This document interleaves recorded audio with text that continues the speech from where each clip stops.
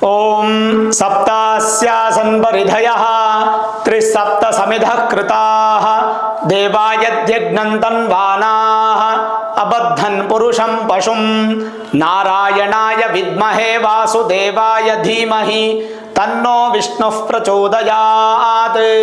श्री गुरुभ्यो नमः। हरि ओम।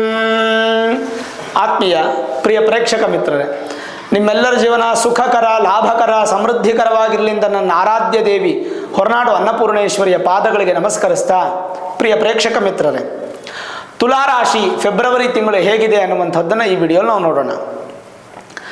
ತುಲಾರಾಶಿಗೆ ಪ್ರಸ್ತುತ ನೋಡಿ ಗುರುಬಲ ಇಲ್ಲ. ಇನ್ನೊಂದು 4 ತಿಂಗಳು ಕಾದು ಬಿಟ್ಟರೆ ನಿಮಗೆ ಗುರುಬಲ ಪ್ರಾಪ್ತಿಯಾಗ್ಬಿಡುತ್ತೆ. ಅದ್ಭುತವಾದಂತಹ ಕ್ಷಣಗಳನ್ನು ಕಾಣುವಂತಹ ಸುಸಂದರ್ಭ ಈ ವರ್ಷದಲ್ಲೇ ತುಲಾರಾಶಿ ಅತ್ಯದ್ಭುತವಾಗಿದೆ. ಯಾವಾಗ ಗುರುಬಲ ಅನ್ನುವಂಥದ್ದು 4 ತಿಂಗಳು ಕಳೆದ ನಂತರ ಬರುತ್ತೋ, ಗುರು ನಿಮಗೆ ಬಲಿಷ್ಠವಾದಂಥ ಗ್ರಹ. ಸದ್ಯದಲ್ಲಂತೂ ಗುರುಬಲ ಇಲ್ಲ. ಈ ತಿಂಗಳು ಬರೋ ತಿಂಗಳು ಅದು ಬರೋ ತಿಂಗಳೆಲ್ಲ ಸಾಧಾರಣವಾಗಿ ಇರುತ್ತೆ. ಫೆಬ್ರವರಿ ತಿಂಗಳಲ್ಲಿ ನೋಡಿ, ನಿಮಗೆ ತೃತೀಯಾಧಿಪತಿ ಹಾಗೂ ರೋಗಾಧಿಪತಿ ಆಗಿರತಕ್ಕಂಥ ಗುರು ಅಷ್ಟಮದಲ್ಲಿದ್ದಾರೆ. ಅಷ್ಟಮದಲ್ಲಿ ಪಾಪಗ್ರಹಗಳಿದ್ರೆ ಒಳ್ಳೆಯದು, ಆದರೆ ಶುಭ ಗ್ರಹಗಳಿದ್ರೆ ಅಷ್ಟು ಒಳ್ಳೆಯದಲ್ಲ. ಹಾಗಾಗಿ ಗುರುಬಲ ನಿಮ್ಗೆ ಇಲ್ಲದೆ ಇರೋದ್ರಿಂದ ಫಿನಾನ್ಷಿಯಲ್ ಆಗಿ ನೀವು ಬ್ಯಾಲೆನ್ಸ್ ಮಾಡಬೇಕು, ತುಂಬ ಪ್ರಾಪರ್ ಆಗಿ ಪ್ಲಾನ್ ಮಾಡಬೇಕು. ಯಾವುದೇ ಥರದ ದೊಡ್ಡ ದೊಡ್ಡ ಖರ್ಚುಗಳನ್ನು ಈ ಸಂದರ್ಭದಲ್ಲಿ ಮಾಡಲಿಕ್ಕೆ ಹೋಗಬೇಡಿ.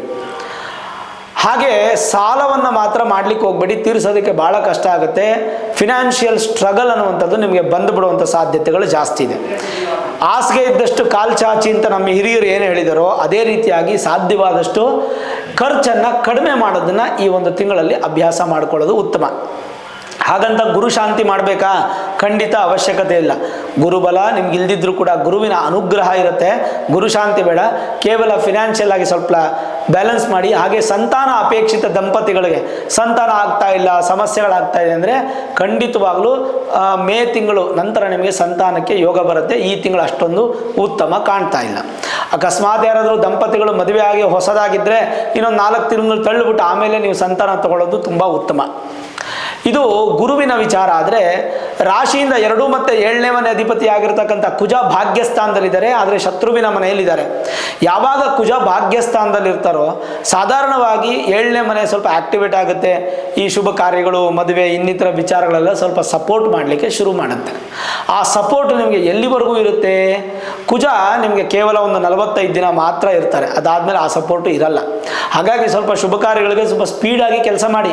ಸ್ವಲ್ಪ ಮದುವೆಗೆ ಹೆಣ್ಣು ಹುಡುಕ್ತಾ ಇದ್ದೀರಾ, ಗಂಡು ಹುಡುಕ್ತಾ ಇದ್ದೀರಾ, ಸ್ವಲ್ಪ ಸ್ಪೀಡ್ ಮಾಡಿ. ಮನೆ ಗೃಹ ಪ್ರವೇಶ ಮಾಡಬೇಕಾ, ಸ್ವಲ್ಪ ಸ್ಪೀಡ್ ಮಾಡಿ. ಆದಷ್ಟು ಕೂಡ ತುಲಾರಾಶಿಯವರು ಸ್ವಲ್ಪ ಶುಭ ಕಾರ್ಯಗಳಿಗೆ ಹೆಚ್ಚು ಒತ್ತು ಕೊಡುವಂಥದ್ದು ಒಳ್ಳೆಯದು. ಯಾಕೆಂದರೆ ನಿಮ್ಮ ವಿದ್ಯಾಭ್ಯಾಸ ಸ್ಥಾನಕ್ಕೆ ಅಧಿಪತಿನೂ ಅವರೇ, ಮತ್ತು ನಿಮ್ಮ ಧನ ಸ್ಥಾನಕ್ಕೆ ಅಭಿವೃದ್ಧಿ ಮಾಡುವಂಥವ್ರು ಅವರೇ, ನಿಮ್ಮ ಒಂದು ಕುಟುಂಬ ಸ್ಥಾನಕ್ಕೆ ಅವರೇ, ನಿಮ್ಮ ಮಾತು ಸ್ಥಾನಕ್ಕೂ ಕೂಡ ಕುಜನೇ ಅಧಿಪತಿಯಾಗಿರ್ತಾರೆ. ಅಂತ ಕುಜ ನಿಮಗೆ ಭಾಗ್ಯದಲ್ಲಿದ್ದರೂ ಸಾಧಾರಣವಾಗಿದ್ದಾರೆ, ಯಾಕಂದರೆ ಶತ್ರುವಿನ ಮನೆ. ಆದರೂ ಕೂಡ ಒಳ್ಳೆ ಫಲವನ್ನು ಪಡಿತೀರಾ. ಕುಜನಿಗೆ ಯಾವುದು ಪರಿಹಾರಗಳು ಅವಶ್ಯಕತೆ ಇಲ್ಲ. ಇನ್ನು ರಾಶಿಯಿಂದ 12 ಮತ್ತು 9ನೇ ಮನೆ ಅಧಿಪತಿ ಆಗಿರತಕ್ಕಂಥ ಬುಧ ಪ್ರಸ್ತುತದಲ್ಲಂತೂ ಚತುರ್ಥ ಭಾವದಲ್ಲಿ ಸುಖ ಸ್ಥಾನದಲ್ಲಿದ್ದಾರೆ.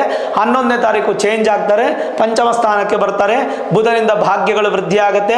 ವಿದೇಶಿ ವಿದ್ಯಾಭ್ಯಾಸ, ಉದ್ಯೋಗ, ವ್ಯವಹಾರ, ವ್ಯಾಪಾರ, ಎಕ್ಸ್ಪೋರ್ಟ್ ಆ್ಯಂಡ್ ಇಂಪೋರ್ಟ್ ಬಿಸ್ನೆಸ್ಸು, ವಿದೇಶದಲ್ಲೇ ನೆಲೆಸಬೇಕು ಅಂಥವ್ರಿಗೆಲ್ಲ ತುಂಬ ಚೆನ್ನಾಗಿರುತ್ತೆ, ಏನು ತೊಂದರೆ ಇಲ್ಲ.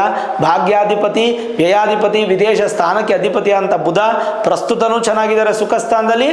ಮತ್ತು ವಿಶೇಷವಾಗಿ 11ನೇ ತಾರೀಕು ನಂತರ ಕೂಡ ಸುಖವಾಗೇ ಇರ್ತಾರೆ, ಚೆನ್ನಾಗೇ ಇರ್ತಾರೆ, ಏನು ಭಯ ಪಡೋ ಅವಶ್ಯಕತೆ ಇಲ್ಲ. ಇನ್ನು ಲಾಭಾಧಿಪತಿ ಯಾರು ನಿಮಗೆ? ಸೂರ್ಯ. ಲಾಭಾಧಿಪತಿ ಮಾತ್ರ ಶತ್ರು ಸ್ಥಾನದಲ್ಲಿದ್ದರೆ ಈ ತಿಂಗಳು ಏನು ಉಳಿಸೋಕ್ಕಾಗಲ್ಲ, ನೀವು ಲಾಭಗಳನ್ನು ಉಳಿಸೋಕ್ಕಾಗಲ್ಲ. ಫಿನಾನ್ಸ್ ನೀವು ಸಂಪಾದನೆ ಮಾಡಿದ ದುಡ್ಡು ಉಳಿಯಲ್ಲ, ನಿಮಗೆ ಅಲ್ಲಿಗೆಲ್ಲ ಖರ್ಚಾಗ್ತಾ ಹೋಗ್ಬಿಡುತ್ತೆ. ಯಾವುದೇ ಉಳಿಸೋಕ್ಕಾಗಲ್ಲ. ಉಳಿಸೋಕ್ಕೆ ಹೆಚ್ಚು ಪ್ರಯತ್ನ ಪಡಿ, ಆದರೆ ಉಳಿಯೋದು ಭಾಳ ಕಷ್ಟ ನಿಮಗೆ. ಸೂರ್ಯ ಶಾಂತಿ ಏನಾದರೂ ಮಾಡಬೇಕಂದ್ರೆ ಸೂರ್ಯನಿಗೆ ನಮಸ್ಕಾರ ಮಾಡುವಂಥದ್ದು ಒಳ್ಳೆಯದು.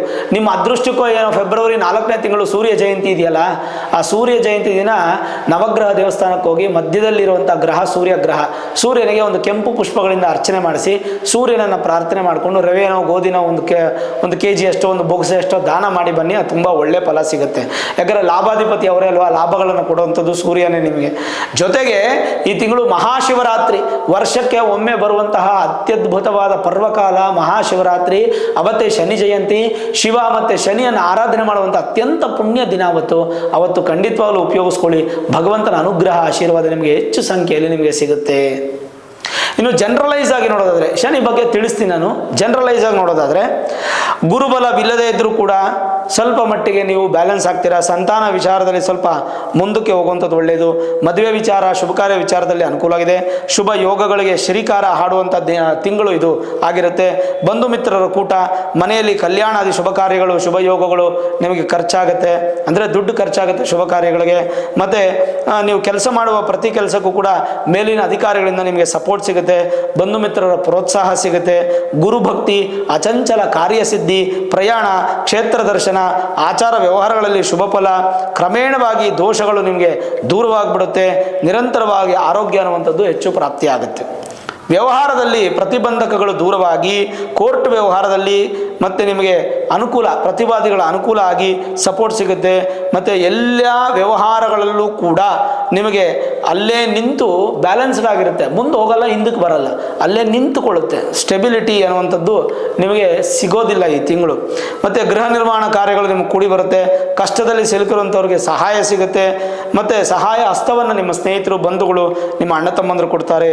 ಜೊತೆಗೆ ಕೆಲವೊಂದು ಅನುಕೂಲಗಳು ನಿಮಗೆ ಪ್ರಾಪ್ತಿಯಾಗುತ್ತೆ. ಗತದಲ್ಲಿ ಬಿಟ್ಟು ಹೋಗಿರುವಂಥದ್ದು, ಅಂದರೆ ಹಿಂದೆ ಕಳೆದೋಗಿರ್ತಕ್ಕಂಥ ವಸ್ತುಗಳು ಸಿಗೋದು, ಹಿಂದೆ ದೂರ ಆಗಿರ್ತಕ್ಕಂಥ ವ್ಯಕ್ತಿಗಳು ನಿಮಗೆ ಹತ್ರ ಬರೋದು, ಹಿಂದೆ ನೀವು ಯಾರಿಗಾದ್ರೂ ದುಡ್ಡು ಕೊಟ್ಟಿದ್ರೆ ದುಡ್ಡು ನಿಮ್ಗೆ ಒಂದು ಸೇರುವಂಥದ್ದು, ಸುಲಭವಾಗಿ ನಿಮಗೆ ಅದು ಅನುಕೂಲ ಆಗುತ್ತೆ.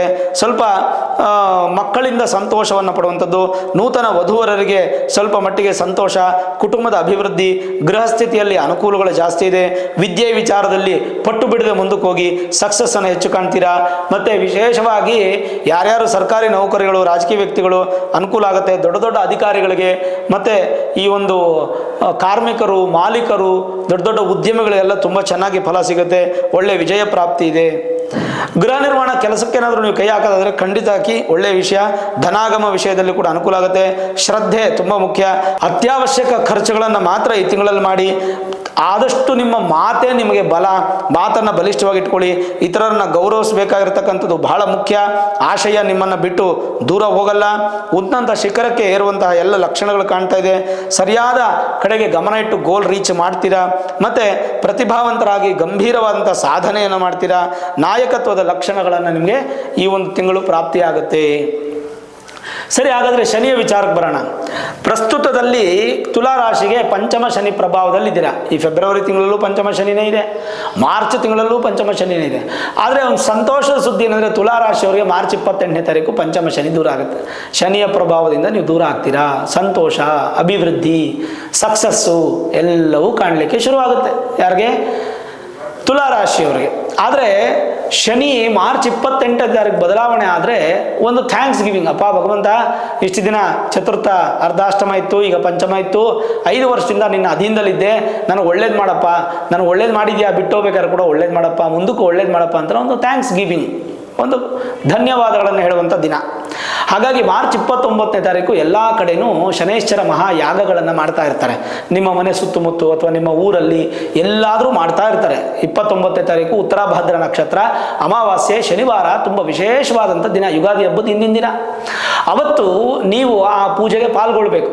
ಎಲ್ಲಿ ನಿಮ್ಗೆ ಅನುಕೂಲ ಆಗಲಿಲ್ಲ ಅಂತಂದರೆ, ನಾನು ನಿಮ್ಮ ಸಹಕಾರದೊಂದಿಗೆ 1 ಲಕ್ಷ ಸ್ವಾಹಾಕಾರದ ಶನೈಶ್ಚರ ಮಹಾಯಜ್ಞವನ್ನು, ಯಾಗವನ್ನು ಮಾಡ್ತಾ ಇದ್ದೇನೆ. ಈ ಒಂದು ಮಹಾಯಾಗದಲ್ಲಿ ನೀವು ಪಾಲ್ಗೊಳ್ಬೇಕಾದ್ರೆ ನಿತ್ಯ ಸೌಭಾಗ್ಯ.in ಅನ್ನುವಂಥ ವೆಬ್ಸೈಟ್ಗೆ ನೀವು ಲಾಗಿನ್ ಆಗಬೇಕು.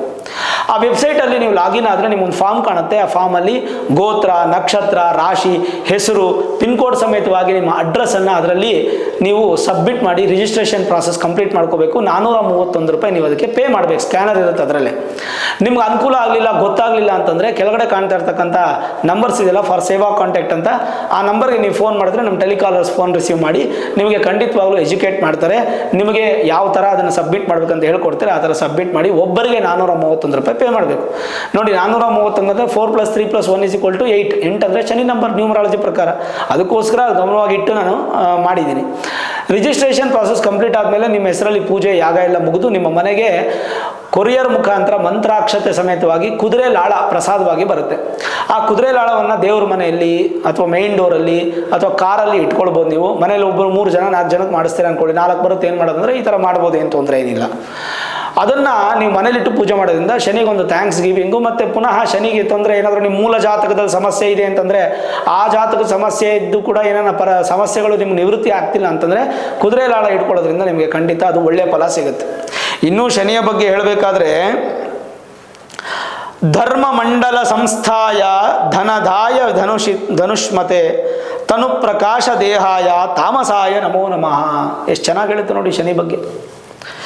ಧನುರ್ಮಂಡದಲ್ಲಿದ್ದು ಧನುರ್ವನ್ನಿಯನ್ನು ಧನುಷ್ಣತೆಯಲ್ಲಿ ಆಗಿರುವಂತಹ ತಾಮಸನಾಗಿ ಪ್ರಕಾಶಮಾನವಾಗಿರುವಂತಹ ಶರೀರವನ್ನು ಹೊಂದಿರತಕ್ಕಂತಹ ಶನಿಯೇ, ನಿನ್ನನ್ನು ಪೂಜೆ ಮಾಡಿದ್ರೆ ನಾನು ಕೂಡ ಧನುರ್ಮಂಡಲದಲ್ಲಿದ್ದು ನನಗೂ ಪ್ರಕಾಶಮಾನವಾಗಿರ್ತಕ್ಕಂಥ ಶರೀರ ಪ್ರಾಪ್ತಿಯಾಗುತ್ತೆ. ಮೋಹಾಸಕ್ತಿ ಅಂದರೆ ಕಾಮ, ಕ್ರೋಧ, ಮೋಹ, ಲೋಭ, ಮದ, ಮಾತ್ಸರ್ಯ ಏನಿದೆ ಅದೆಲ್ಲ ದೂರ ಮಾಡಿ ಒಳ್ಳೆಯ ನ್ಯಾಯ ಮಾರ್ಗವನ್ನು ಕೊಡ್ತೀಯ.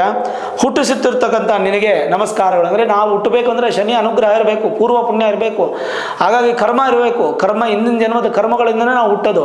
ಆ ಕರ್ಮಕ್ಕೆ ಅಧಿಪತಿ ಅಧಿನೇತನಾಗಿರ್ತಕ್ಕಂಥ ಶನಿಯಿಂದನೇ ನಾವು ಹುಟ್ಟಿದ್ದೀವಿ, ನನ್ನನ್ನು ಅನುಗ್ರಹಿಸು ಅಂತ ಕೇಳ್ಕೊಳ್ತೀವಿ. ಅಶೇಷ ಜನ ವಂದ್ಯಾಯ ವಿಶೇಷ ಫಲದಾಯಿನೇ ವಶೀಕೃತ ಜನೇಶಾಯ ಪಶೂನಾಂ ಪತಯೇ ನಮಃ. ಎಲ್ಲರಿಂದಲೂ ಪೂಜಿಸಲ್ಪಟ್ಟು ವಿಶೇಷ ಫಲವನ್ನು ನೀಡುತ್ತಿರತಕ್ಕಂಥ ಭಗವಂತನೇ, ನನ್ನನ್ನು ರಕ್ಷಿಸು, ನನ್ನನ್ನು ಖಂಡಿತವಾಗಲೂ ನಿನ್ನ ಅನುಗ್ರಹಕ್ಕೆ ನಾನು ಪಾತ್ರರಾಗ್ತೀನಿ, ನಾನು ಪೂಜೆ ಮಾಡ್ತೀನಿ, ನಿನ್ನನ್ನು ಪ್ರಾರ್ಥನೆ ಮಾಡ್ತೀನಿ. ಬಹಳ ಬೇಗನೆ ವಶಕ್ಕೊಳಗಾಗುವಂಥ ಪಶುಪತಿ ಶಿವನಾಗಿರುವೆ. ಈಶ್ವರನನ್ನು ಪೂಜೆ ಮಾಡಿದ ತಕ್ಷಣ ತಕ್ಕಂಥ ಪ್ರತ್ಯಕ್ಷನಾಗಿ ಹೇಗೆ ತಥಾಸ್ತು ಅಂತ ವರವನ್ನು ಕೊಡ್ತಾನೋ, ಹಾಗೆ ಅದೇ ಅಂಶದಲ್ಲಿರ್ತಕ್ಕಂಥ ಶನಿ ಕೂಡ ಪ್ರತ್ಯಕ್ಷನಾಗಿ ಅಂಶವನ್ನು ವರವಾಗಿ ಕೊಡ್ತಾನೆ. ನಮ್ಮ ಕಣ್ಣು ಕಾಣಲ್ಲ, ಅಂತಶ್ಚಕ್ಷುವಲ್ಲಿ ನಾವು ನೋಡಬೇಕು. ನಮ್ಮ ಕಣ್ಣು ಕಾಣ್ತಾ ಇರ್ತಕ್ಕಂಥ ರೀತಿಯಲ್ಲಿ ಶನಿ ಕಾಣಲ್ಲ. ಭಕ್ತಿಯ ಮಾರ್ಗದಲ್ಲಿ ಶನಿಯನ್ನು ನಾವು ದರ್ಶನ ಮಾಡಬೇಕು. ತನ್ಮೂಲಕ ಶನಿಯ ಅನುಗ್ರಹ ಅನ್ನುವಂಥದ್ದು ನಮಗೆ ಸಿಗುತ್ತೆ. ಹಾಗಾಗಿ ನಿಮ್ಮ ಮೂಲ ಜಾತಕವನ್ನು ನಿವೃತ್ತ ಜ್ಯೋತಿಷ್ಯರಿಗೆ ತೋರಿಸ್ಕೊಳ್ಳಿ. ವೇದಿಕ್ ಅಸ್ಟ್ರಾಲಜಿ, ಹೈಯರ್ ಅಸ್ಟ್ರಾಲಜಿ ಪ್ರಿಡಿಕ್ಷನ್ಸನ್ನು ಮಾಡಿಸ್ಕೊಳ್ಳಿ. ಗೋಚಾರದಲ್ಲಿ ಪಂಚಮ ಶನಿ ದೂರ ಆಗ್ತದೆ, ಜನ್ಮದಲ್ಲಿ ಶನಿ ಪ್ರಭಾವ ಏನೂ ನನಗಿಲ್ಲ ಅನ್ನುವಂಥದ್ದು ನೀವು ಕಾನ್ಫಿಡೆಂಟಾಗಿ ನಿರ್ಧಾರ ಮಾಡ್ಕೊಳ್ಳಿ. ಏನಾದರೂ ಇದ್ದರೆ ಅದಕ್ಕೂ ಸುಲಭ ಪರಿಹಾರಗಳು ಮಾಡ್ಕೊಳ್ಳೋದ್ರಿಂದ ಖಂಡಿತವಾಗೂ ನಿಮಗೆ ಮತ್ತಷ್ಟು ಶುಭ ಫಲ ಸಿಗುತ್ತೆ. ಓವರಾಲ್ ನೋಡಿದಾಗ ತುಲಾರಾಶಿಯವರಿಗೆ ಯಥೇಚ್ಛವಾದ ಪುಣ್ಯಫಲ.